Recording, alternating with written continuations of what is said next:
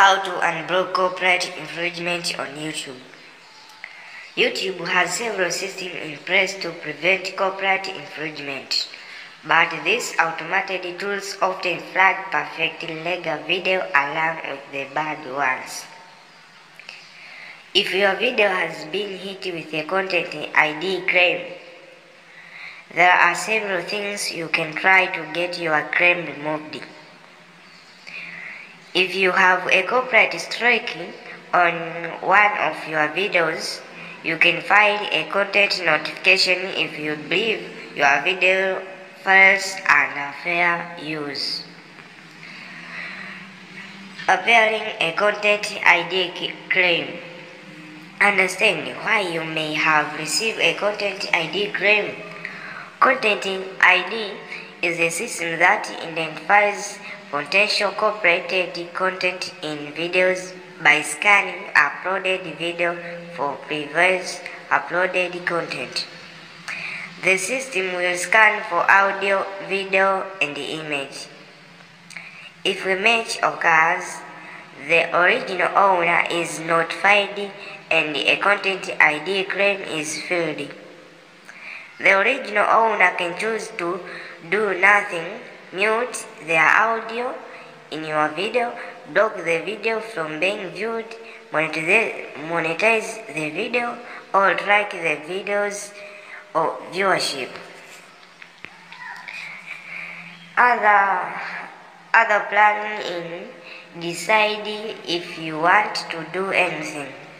Content ID claims are not necessarily a negative thing for your account. If you are finding with part of the audio being blocked or with ad revenue going to the original owner, you can decide not to do anything. The only time a content ID claim can be negative is when the owner blocks your video globally. This can put your account in bad standing. Other is in use YouTube's tools to try to remove or swap the music. If your claim was because of a song used in your video, you can try YouTube's automated remove tools to take the song out without having to re-upload the video. Open the video manager page and find the video you want to remove or swap the song from. Click the button next to edit and select audio. Click remove this song next to the content ID's song you want to remove. This may not be possible on all videos. Selecting a replacement track if you would like from the YouTube audio library. Many of these songs are free to use and monetize. Enable shared monetization if you are a YouTube partner and the video qualifies. This means for uploaders that create cover songs and allow you to share revenue with the original owner. Find the video in your video manager. You can see which video apply for this in the monetization section of your account. Click the green $sign button next to the video. This will only appear if the content owner has enabled the revenue sharing features on their end. Waiting for the request to be reviewed and approved. You will be notified if the owner approves sharing revenue. Dispute a false or errors claim. If you believe the content ID claim is not valid, you can file a dispute. The claimant will have 30 days to respond to a dispute.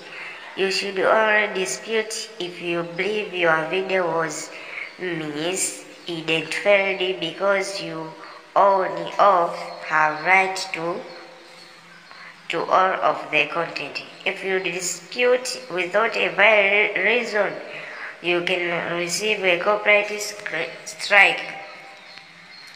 Open the copyright notes page. You can open it directly at youtube.com/my videos copyright. Click the link next to your video to dispute the claim. This will display what content was flagged by content ID. Review what content identified by content ID. If you still believe that claim was invalid, proceed. Select the reason that you believe the claim to be invalid. You only be able to continue if you select the last 4 options in the list. Or choose a reason that is actually true, or you will receive a copyright strike. This includes: the video is my original content and I own all of the rights to it. I have a license or written permission from the property holder to use this material. My use of the content meets the legal requirements for fair use of fair dealing under applicable copyright laws. The content is in the public domain or is not eligible for copyright protection. Confirm that you are sure the claim was a mistake. You will be asked to review your choice and check a box to confirm that you are sure the claim is false. Enter a reason for your dispute.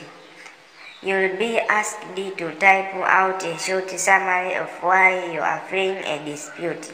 Make sure to clearly explain why you believe your video fits the description you picked above. Keep the message short and to the point. Don't worry about using legal language here. Just write natural sentences. Explain why you believe your video should not have a content ID claim field against it. Check the box and type your name. This will formalize the claim and it will be sent to YouTube for review. Fraudulent disputes can lead to your account being disabled. Other way in appearing, we see appearing a copyright strike.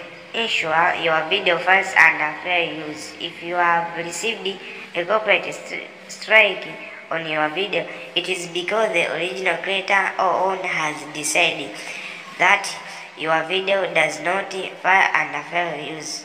Fair use allows you to use content that others have created, but only in specific circumstances that are decided on a case-by-case basis. Fair use is a very complicated topic, but generally, your video will be measured against the following 4 factors. The purpose of using the copyright content. The video needed to add new expression or meaning to the original copyrighted content.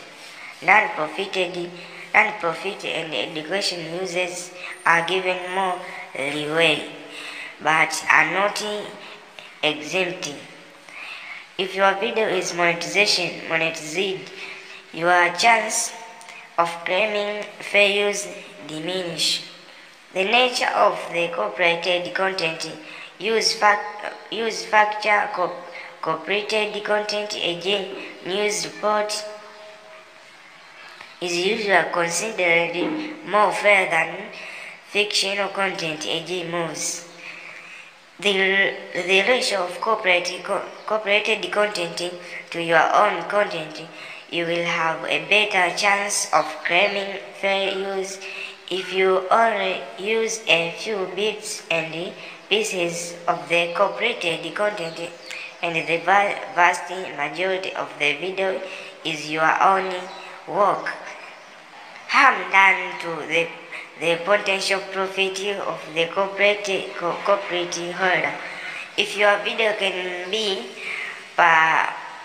perceived to cause a negative impact on the owner's profits, you are less likely to be eligible for fair use. Parody is the main exception to this. Consider waiting out the streak. A copyright streak will stay in effect for 6 months on your account. During this time, you lose access to certain YouTube features such as uploading video longer than 14 minutes. This is your only course of action if the copyright claim was legitimate and you did in fact violate a copyright when posting the video. During the wait, you will need to complete the YouTube copyright school by watching a video and answering a few questions. If you receive another copyright strike during this waiting period, your 6-month waiting period will restart. If you receive 3 strikes, your account will be terminated. Contact the copyright owner and ask for the retraction. If possible, contacting the claimant may be quicker than appearing or strict. If the claimant has a YouTube account, use the private message function to send them a message. If a corporation or other entity filed the claim, you will need to find and contact their copyright department. Be polite when requesting a retraction and explain why you believe the strike was a mistake. Don't just say fair use. Give evidence for why you believe the claim to be wrong. The claimant is under no obligation to retract the copyright strike claim. Submit a counter notification if you believe your video was